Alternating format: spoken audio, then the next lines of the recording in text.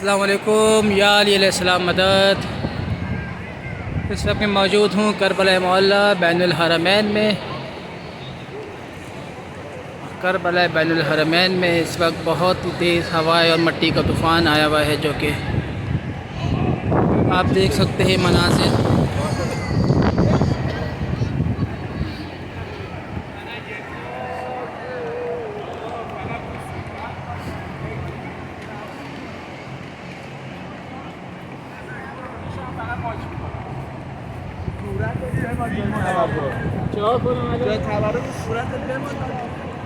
लोग बैनुल हरमैन में मिट्टी जमा कर रहे हैं।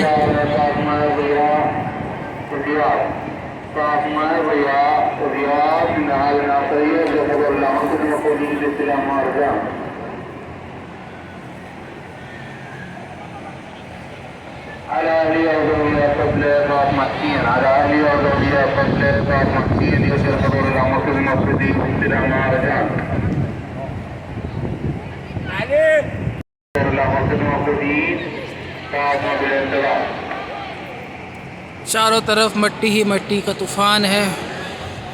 सामने रोज़ा है मौला अबुल फज़ल अब्बास लमदार इस्लाम का, जो कि यहाँ से अभी मुझे बिल्कुल नज़र नहीं आ रहा है। इतनी मिट्टी, इतनी तेज़ हवा है।